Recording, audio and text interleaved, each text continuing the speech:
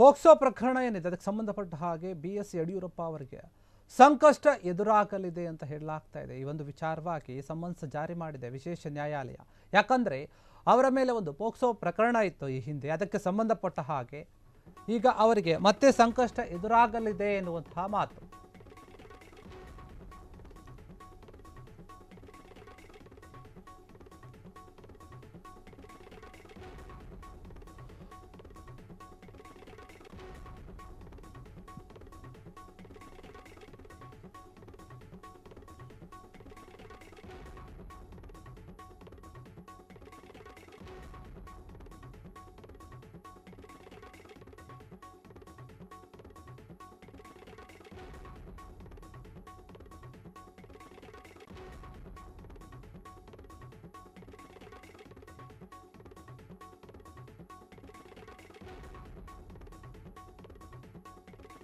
ಅವರಿಗೆ ಸಂಕಷ್ಟ ಎದುರಾಗಲಿದೆ ಎನ್ನುವಂತಹ ಮಾತು ಕೇಳಿ ಬರ್ತಾ ಇದೆ. ಈ ಒಂದು ವಿಚಾರವಾಗಿ ಈಗ ಸಮನ್ಸ್ ಕೂಡ ಜಾರಿ ಮಾಡಿದೆ ವಿಶೇಷ ನ್ಯಾಯಾಲಯ.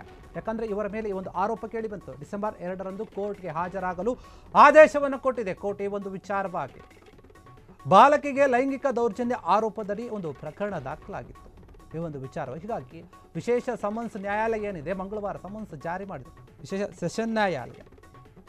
ನ್ಯಾಯ ಕೇಳಿ ಬಂದಿದ್ದಂತಹ ಒಂದು ಮಹಿಳೆಯ ಮಗಳ ಜೊತೆ ಅಸಭ್ಯ ವರ್ತನೆ ಎಂಬ ಆರೋಪ ಕೇಳಿ ಬಂದಿತ್ತು. ಆ ಒಂದು ವಿಚಾರವಾಗಿ ಆ ಆರೋಪದಡಿ ಮಾಜಿ ಸಿಎಂ ವಿರುದ್ಧ ಪೋಕ್ಸೋ ಪ್ರಕರಣ ಕೂಡ ದಾಖಲಾಗಿತ್ತು.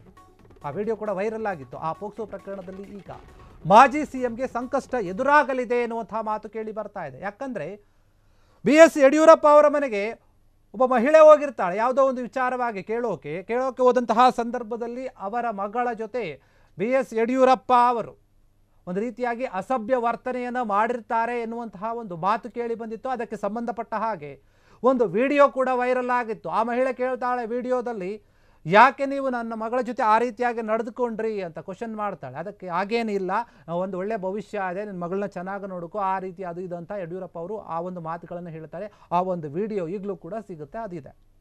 ಹೀಗಾಗಿ ಈ ಒಂದು ಪ್ರಕರಣಕ್ಕೆ ಸಂಬಂಧಪಟ್ಟಂತೆ ಬಾಲಕಿಗೆ ಒಂದು ಲೈಂಗಿಕ ದೌರ್ಜನ್ಯವನ್ನು ಮಾಡಲಾಗಿದೆ ಅಂತ ಹೇಳಿ ಆ ಒಂದು ಆರೋಪದಡಿ ಪೋಕ್ಸೋ ಕೇಸ್ ಕೂಡ ದಾಖಲಾಗಿರುತ್ತೆ. ಇದೇ ಒಂದು ಪ್ರಕರಣಕ್ಕೆ ಸಂಬಂಧಪಟ್ಟಂತೆ ಈಗ ಸಮನ್ಸ್ ಜಾರಿಯಾಗಿದೆ.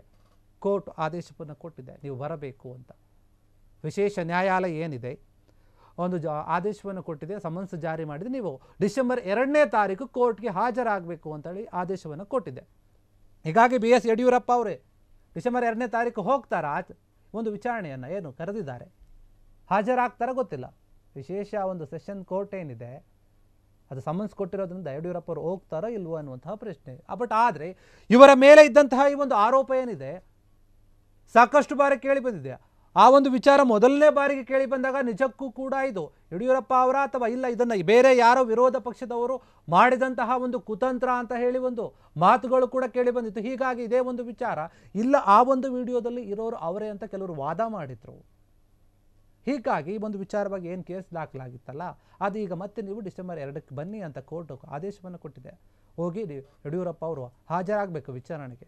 ಹಾಜರಾದ ನಂತರ ಏನಾಗುತ್ತೆ, ಕೋರ್ಟ್ ಏನು ಹೇಳುತ್ತೆ ಈ ಒಂದು ವಿಚಾರವಾಗಿ ಗೊತ್ತಿಲ್ಲ. ಹೀಗಾಗಿ ಯಡಿಯೂರಪ್ಪ ಅವರಿಗೆ ಮತ್ತೆ ಈ ಒಂದು ವಿಚಾರದಲ್ಲಿ ಏನಾದರೂ ಸಂಕಷ್ಟ ಎದುರಾಗುತ್ತಾ, ನ್ಯಾಯಾಲಯ ಏನು ತೀರ್ಪು ಕೊಡುತ್ತೆ, ಏನೆಲ್ಲ ಒಂದು ದಾಖಲೆಗಳಿದೆ ಇವರೊಂದು ವಿರುದ್ಧವಾಗಿ ದೂರು ಕೊಟ್ಟಂತಹ ಮಹಿಳೆ ಏನಿದ್ದಾರೆ, ನ್ಯಾಯ ಕೇಳ್ಕೊಂಡು ಹೋಗಿದ್ರೆ ಅವ್ರ ಜೊತೆ ಹಿಂಗೆ ನಡ್ಕೊಂಡಿದ್ದಾರೆ ನೋಡಿ ಅನ್ನೋಂಥ ರೀತಿಯಲ್ಲಿ ದೂರನ್ನು ಕೊಟ್ಟಿದ್ರು.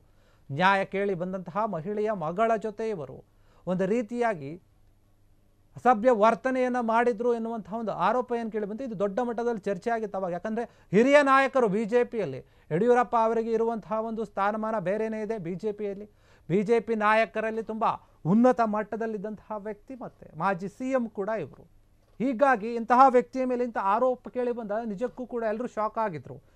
ಯಡಿಯೂರಪ್ಪ ಅವರು ಕೂಡ ನಿಜಕ್ಕೂ ಕೂಡ ಹೀಗೆ ಮಾಡ್ತಾರಾ, ಇಲ್ಲ ಅವ್ರ ಮೇಲೆ ಏನೋ ಒಂದು ಸುಳ್ಳು ಆರೋಪವನ್ನು ಮಾಡ್ತಾ ಇದ್ದಾಳೆ ಈ ಮಹಿಳೆ ಎನ್ನುವಂಥ ಮಾತು ಕೂಡ ಕೇಳಿತ್ತು. ಹೀಗಾಗಿ ನ್ಯಾಯ ಕೇಳಿಕೊಂಡು ಬಂದಂತಹ ಮಹಿಳೆಯ ಮಗಳ ಜೊತೆ ಇವರು ಅಸಭ್ಯ ವರ್ತನೆ ಮಾಡಿದ್ದಾರೆ ಎನ್ನುವಂಥ ವಿಚಾರ ನಿಜಕ್ಕೂ ಕೂಡ ಯಾರೂ ನಂಬೋಕೆ ಸಾಧ್ಯ ಇಲ್ಲ. ಆದರೆ ಕೆಲವೊಂದು ವಿಚಾರಣೆಗಳು ನಡೆದಾಗ ವಿಡಿಯೋಗಳನ್ನು ನೋಡಿದಾಗ ಎಲ್ಲರೂ ಗಾಬರಿ ಆದರು. ಹೀಗಾಗಿ ಇದಕ್ಕೆ ಸಂಬಂಧಪಟ್ಟ ಹಾಗೆ ಸತ್ಯಾಸತ್ಯತೆಗಳು ಏನಿದೆ ಅದೆಲ್ಲದ್ರ ಬಗ್ಗೆ ಕೂಡ ಇಷ್ಟು ದಿನ ಕೋರ್ಟ್ನಲ್ಲಿ ನಡೀತಾ ಇತ್ತು ಕೇಸು. ಈಗ ಮತ್ತೆ ಡಿಸೆಂಬರ್ 2ಕ್ಕೆ ನೀವು ಬಂದು ಹಾಜರಾಗಿ ವಿಚಾರಣೆಗೆ ಅಂತ ಕೋರ್ಟ್ ಸಮನ್ಸ್ ಕೊಟ್ಟಿದೆ. ಆದೇಶವನ್ನು ಜಾರಿ ಮಾಡಿದೆ.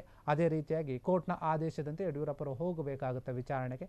ಅಥವಾ ಹೋಗ್ತಾರೋ ಇಲ್ವಾ, ಸಮಯ ಅವಕಾಶವನ್ನು ಕೇಳ್ತಾರೋ, ಇವರ ಲಾಯರ್ ಏನು ಮಾಡ್ತಾರೆ, ಏನು ಹೇಳ್ತಾರೆ, ಇದ್ರ ಬಗ್ಗೆ ಎಲ್ಲ ಕೂಡ ಚರ್ಚೆ ಆಗುತ್ತೆ. ಆದರೆ ಸದ್ಯಕ್ಕೆ ಈಗ ಕೋರ್ಟ್ ಏನು ಆದೇಶವನ್ನು ಕೊಟ್ಟಿದೆ ಅದನ್ನು ಪಾಲಿಸಬೇಕಾಗುತ್ತೆ. ಹೀಗಾಗಿ ಈ ಒಂದು ವಿಚಾರದಲ್ಲಿ ಮತ್ತೆ ಏನಾದರೂ ಸಂಕಷ್ಟಕ್ಕೆ ಹೋಗ್ತಾರಾ ಮಾಜಿ ಸಿಎಂ ಎನ್ನುವಂತಹ ವಿಚಾರ. ಕ್ಷಣ ಕ್ಷಣದ ಸುದ್ದಿಗಳಿಗಾಗಿ ಫ್ರೀಡಂ ಟಿವಿ ಸಬ್ಸ್ಕ್ರೈಬ್ ಮಾಡಿ, ಲೈಕ್ ಮಾಡಿ ಹಾಗೂ ಫಾಲೋ ಮಾಡಿ.